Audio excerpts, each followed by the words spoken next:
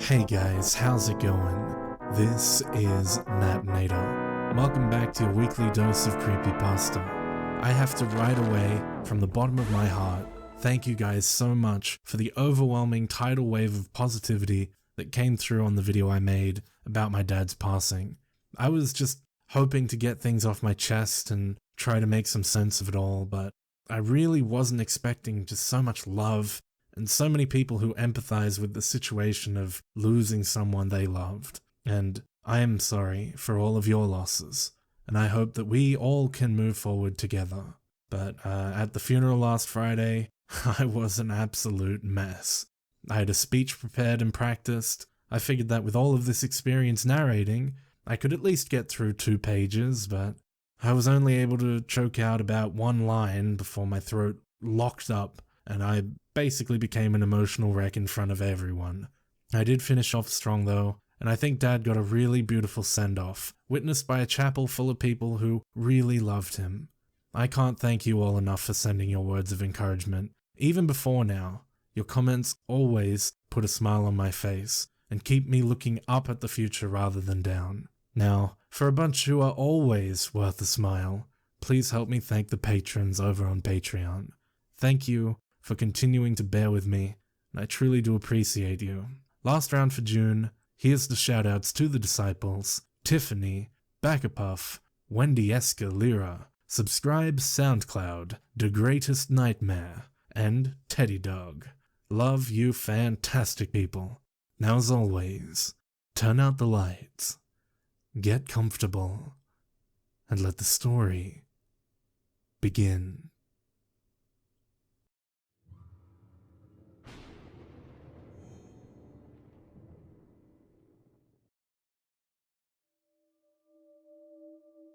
The building was bland and had an unwelcoming feel to it, though I suppose making a laboratory pretty on the outside wasn't the prime concern of whoever had built it.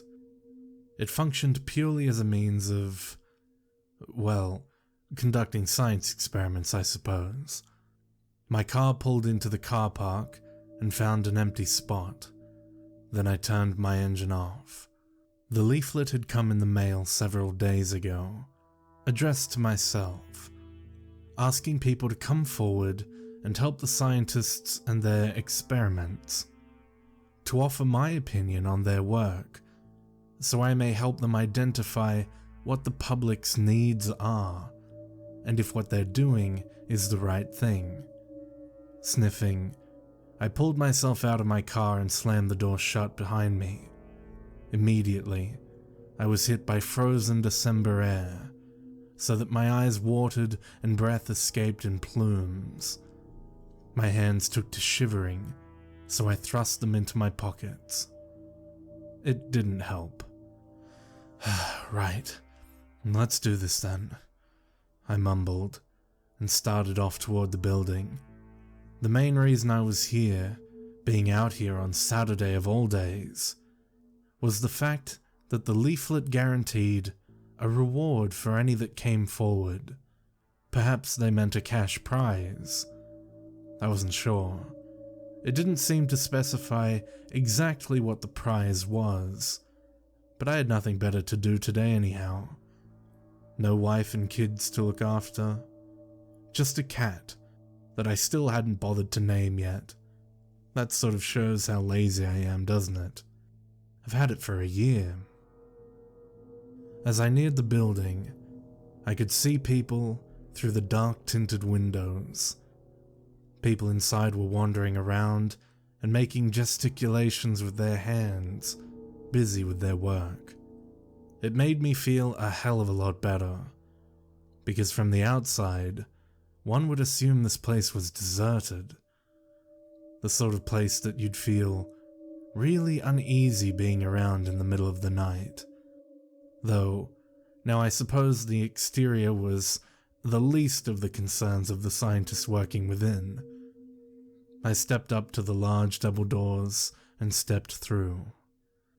There was a man standing just inside the door, holding a pad and pen and wearing a white lab coat.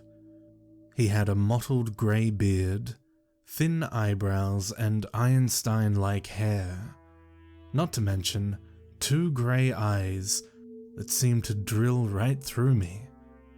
Despite all this, he was smiling, which I immediately felt was very uncharacteristic of him. "Welcome," he said. "You must be James. I'm Dr. Harrod." Nice to meet you," I replied, offering a hand, though he didn't take it.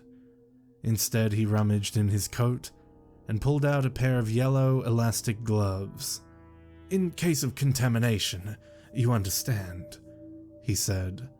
I nodded and took them. "How did you know who I was?" I asked, pulling them on. "Are there many others coming today?" "Several others have come, yes. Process of elimination, I suppose. I have a list, see?" He waved the pad quickly in front of me, but I didn't catch any writing. Then he placed the pen and pad on a table nearby. "Anyway, welcome to Eaglebound, one of the last remaining science laboratories in this area." For the first time, I looked past his shoulder and cast an eye around the large room I had entered. There was a large floral pattern engraved on the tiled floor in the form of little squares. The large image of an eagle and some sort of flower dominated the rear wall above the reception desk. And the people. Dozens of workers, speed-walking to and fro, most in lab coats, though some were in suits and casual attire. Nearly all of them were either carrying notes, test tubes, or unmarked boxes, busy with their own work. The only person who wasn't moving was the scowling female receptionist, glaring through spectacles, who reminded me strongly of my now-deceased mother. "Oh, don't mind them," Dr. Harrod smirked. "We've got work to do downstairs. Do some observing, right?" "Yes," I replied, slightly overwhelmed. Dr. Harrod then set off at a brisk pace, and I had to break into a jog to catch him up. "So, I'm gonna be helping with the experiments?" I asked breathlessly. He rounded a corner quickly, dodging a man in a suit and a woman shouting into her phone. Then the doctor entered an empty elevator, and after nearly tripping over someone's feet, I managed to jump in beside him. "In a way," he replied, hitting the button marked B, the basement. He produced a key from his pocket and fitted it into the slot. As he turned it to the right, it emitted a sharp click. The doors grinded shut, and immediately the hubbub on the floor outside ceased. "So, what does my job entail?" "Well," he sniffed, "you won't be helping exactly, but observing. Providing your personal opinion, good or bad, on what we're doing here. It gives us a consensus, society's attitude to our experiments, and how we should change things. After all, the public eye is a powerful thing. We don't want to offend anyone." "Ah," I said, casting an eye around the steel elevator. "What sort of experiments do you do?"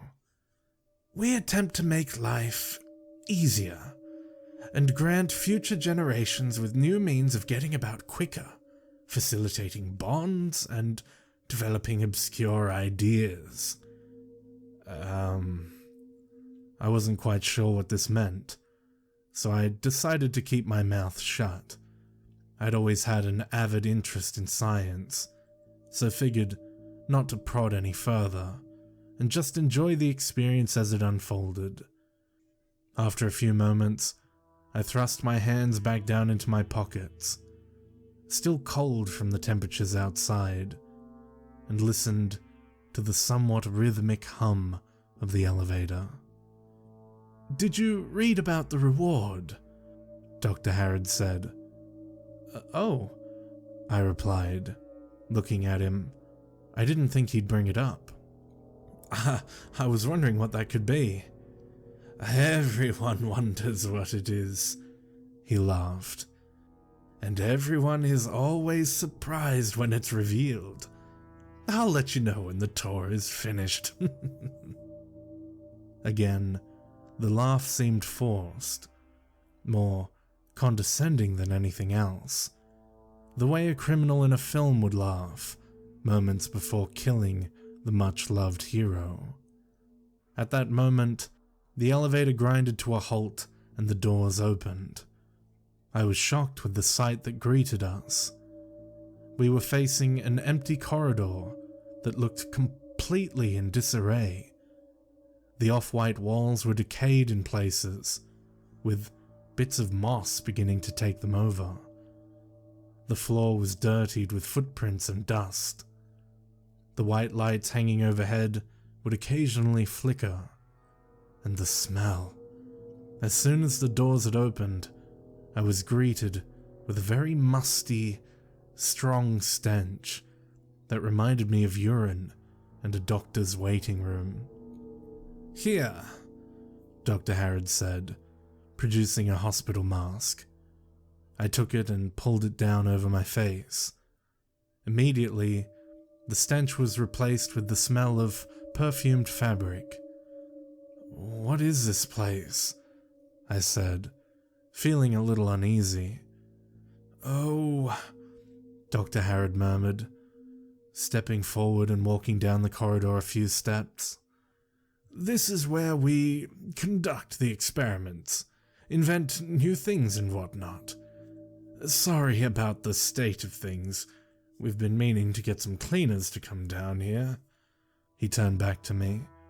I was still standing in the elevator. "Come on," he gestured sharply, gesturing with a gloved hand. What somewhat happy personality had shifted into a more serious one. His once smiling mouth had transformed into a solemn line, emotionless. His cold eyes were suddenly menacing, and for a moment, I glanced at the elevator buttons and considered heading back up to the ground floor. "Come on, what are you waiting for?" Right," I sighed, stepping into the hall. The elevator doors grinded shut behind me. With Dr. Harrod leading, and me taking small ginger steps, we made our way down the corridor. It was as we moved forward that I noticed a series of doors along the walls, all a dark grey colour. They seemed menacing and cold, like these doors were looming guards looking down at me from all angles. A scent of claustrophobia seemed to be closing around me, and I felt myself sweating. As we continued forward a little further, I noticed a figure step into the hall at the far end. From the looks of him, he was about 20, and even from here, I could see his sunken eyes, frowning face, and hunched composure. After a glance down to us, he disappeared into one of the other doors. "Right," Dr. Harrod said, stopping in front of a door marked 9. "In we go." He opened the door with a gloved hand, and I followed him into the room. As I cast my eyes around, the anxiety that had been brewing inside my stomach settled down. My stupid little fears and the bad vibes I'd been getting from Dr. Harrod suddenly seemed very childish. These were scientists, after all. They knew what they were doing, surely. The room was quite large, and in good condition too, nothing like the corridor outside. The walls were adorned with colourful, smiling faces, and the floor was a patterned carpet. There were a couple of women too. Some appeared to be scientists. Most were dressed in casual wear, just strolling around. And then there were the children. Lots of kids from 3 to about 6, shouting happily and playing with toys that the scientists had provided. The children had been separated into 2 little playing pens, surrounded by a little wooden fence. Dr. Jennings, how are the children? Dr. Harrod said, walking swiftly past me over to one of the women. She'd been smirking at a 2-year-old shaking a toy, then looked up to greet Dr. Harrod with a hug. She had tightly fastened brunette hair and wore jeans and a flowery green top. A name tag on her chest had her name imprinted in red letters. "They're absolutely fine," she replied, then glanced over at me. "Is this James?" "Yeah," I said, offering a hand. She didn't take it. "I'll leave Dr. Harrod to explain our work to you," she sniffed, and turned on her heel. She began walking to a door at the far end of the room, which I supposed opened up into some sort of work area. On the way, she gestured with her hands at the other supervising women, all of which followed her lead. Before long, Dr. Harrod and I were the only 2 people standing in the room, apart from the giggling children. "Right, let's do some observing, shall we?" he breathed. "2 questions," I said. "How did Dr. Jennings know my name?" Dr. Harrod scratched his temple. "Like I did, with a list. This place is forbidden to other workers, so all staff need to be notified if someone is visiting." "Right," I mumbled, casting an eye over to the children. "And also, where are these children's parents?" Dr. Harrod looked taken aback at this question, then quickly regained his composure. "Oh, well, they're at work and what have you," he said, reaching into his pocket for something. He pulled out a small, square, greyish device that had upon it a single white button. "But, it's Saturday," I said, slightly confused. "Oh," Dr. Harrod thought for a moment. "Of course I meant work as in housework. Parents leave their children here for the day to get a load off their minds and relax. It's completely fine and well organized. They know exactly what we do down here. In fact," he glanced at his watch, "they'll be coming to pick them up in about 3 hours. I wasn't sure about this answer. It seemed very improvised, but I had decided to give him the benefit of the doubt. "So, what do you do here?" I asked. "Room 9 is for child conditioning. Some of these children have been raised in specific environments in order to control their behavior. With the technology you see here, we could create a violent-free world for future generations. And if any violence were to occur," he motioned toward the button in his hand, "we can stop them very easily." "Okay," I said slowly, unsure. "Let me show you." Dr. Harrod grunted and walked over to one of the children, a small boy playing with a toy truck. "This is Tommy. When he was born, we implanted a chip at the base of his brain in a location that governs motor function, meaning that if this child was behaving inappropriately, perhaps causing harm to others, we can do this." I watched as the doctor pointed the device at the child and pressed his thumb firmly down on the button. For a moment, nothing happened. The child just sat there, staring up at the doctor. But then, sickeningly, the active toddler stopped moving and looked rather pale.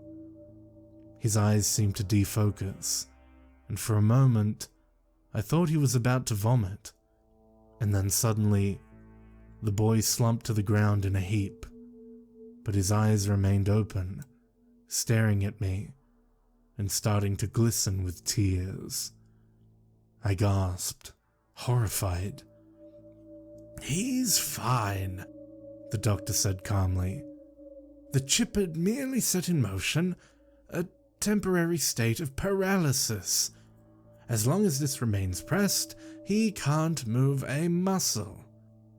Dr. Harrod then released the button, and the child sat up, blinking in confusion. After a second, he began to cry. "He doesn't look fine to me," I snarled. "Oh, it scared him, certainly. How would you feel if you suddenly found yourself unable to move? But that's precisely what's brilliant about the chip. What if, when this boy reached 30 years old, he decided to rob a bank? Take someone hostage, hold them at gunpoint? We could simply click the button, and everything would be sorted without the need for further violence. The parents allowed you to do this?" I asked, uncertain. Despite the inhumanity, the doctor made a good point.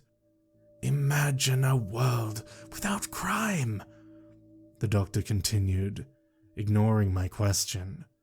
"If every child was implanted with this chip, then all we'd need was one of these buttons on our keychains, and every attacker would be rendered immobile." I stared down at the toddler. He was once again playing with the truck, albeit much slower. "Come," Dr. Harrod said. "We've seen enough of this room." He walked back to the door from which we had entered. For a moment, I watched the toddler some more, then turned around and followed him back out into the hall. As he closed door number 9, the many women that had been monitoring the children started filing back into the room. "Time to show you experiment number 2, Dr. Harrod said, and started off down the hall. "Though, I won't be showing you all of them, we don't have enough time." I reluctantly followed, and glanced back at the elevator at the far end. "All of these experiments are for science, right?" I said, walking behind him. "I assure you," Dr. Harrod replied, "that everything you see here will one day benefit future generations. Even if little sacrifices must be made, remember that." After a few moments, we came to a halt in front of door number 15. You know what?" I said, glancing down at my watch. I think I might head off now. Think I'll call it a day." "I'm afraid you can't," Dr. Harrod said sharply, suddenly very stern. A wave of sickness crept up my throat. "This is a strict confidential floor, and that lift can only be used a certain number of times a day. All people that enter must be monitored carefully." "Couldn't we end the tour early?"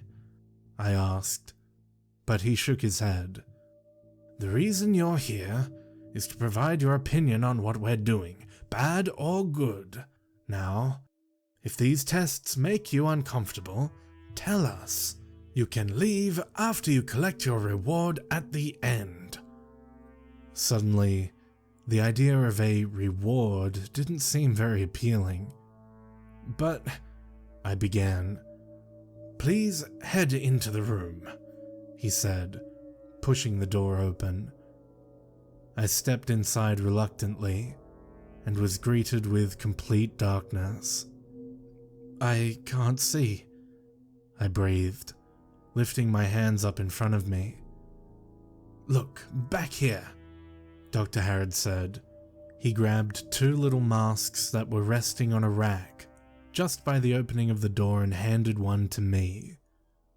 After pulling it over my head, I realized that they were night vision goggles. The room lit up in a green haze. Then Dr. Harrod shut the door behind us.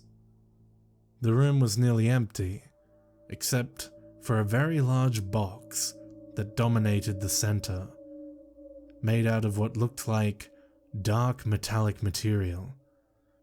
We both approached the box slowly, and when we were standing a few inches away, Dr. Harrod reached up and pulled open a sliding window so we could peek inside through some glass. "This room is completely soundproof and lets absolutely no light in," Dr. Harrod whispered. "Food and water is provided 3 times a day by one of my colleagues, and other than him, no one else is allowed in there." Though I wasn't really listening. There was a dark silhouette sitting in the center of the room that was giving me chills up my spine. In the haze of green, I could make out a skeletal face with long arms and spindly legs. This figure had a gaping mouth with broken teeth and wispy to no hair. We stared for several seconds, then its head cocked to one side. "See that?" the doctor continued. "Due to the lack of sound and light, the subject has developed a heightened awareness for vibration, drawing on the only sense it has left: touch. I'd venture that he may have detected our footsteps as we approached the room." What does this experiment show? Who is he?" I blurted. The figure in the box slowly creaked to its feet. "His name is Malcolm, and has been raised in complete isolation from birth, without sound, sight, education, you name it. Have you ever heard of a blind man with an acute sense of hearing? What if we could harness these powers and develop them? What if we could raise a person who had abilities others could only dream of? A person who could perhaps discover what we could not?" The man, Malcolm, shifted again. He dropped to his hands and knees and started lurching forward like an animal and approached the window we were staring through. I took a step back in fear. "This isn't science," I choked. "This is cruelty." "No," he snapped. "This is essential. You don't think science, inventors, and people who strive to discover more never made sacrifices? We have to do these things, because otherwise no one else will. The only new inventions would be new models of the iPhone. So please, if you will, follow me to the final experiment." He reached up and dragged the cover back over the window, and as he did, the dark figure, Malcolm, raised his head into view and smashed both hands against the glass. I didn't hear a sound.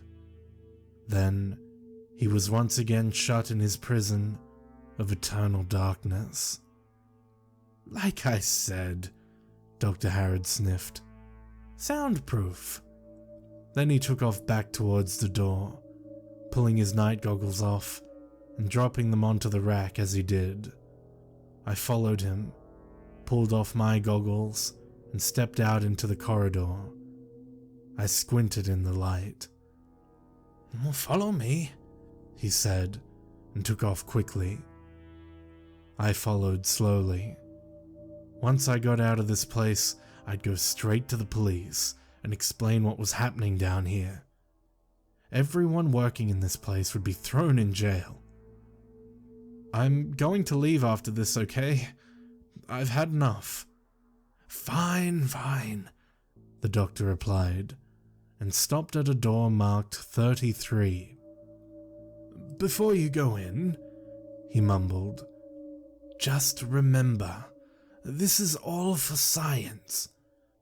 This didn't make me feel any better, and as he turned the door handle slowly and pushed the door open, I felt my knees begin to shake.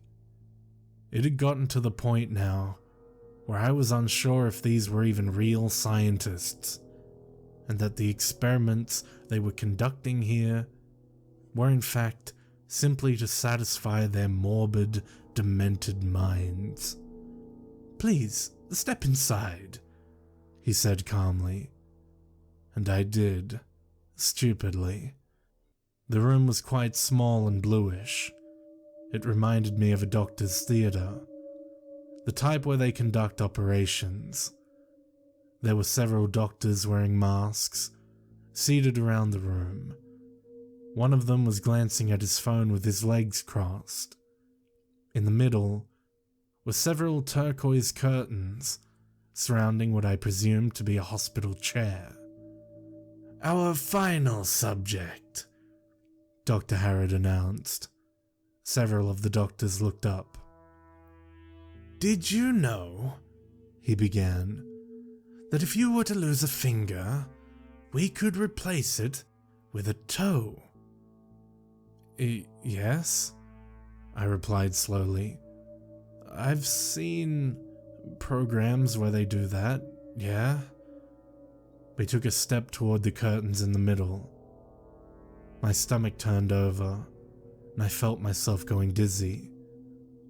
Say someone was in a horrible accident, Dr. Harrod murmured, and they lost half their hand.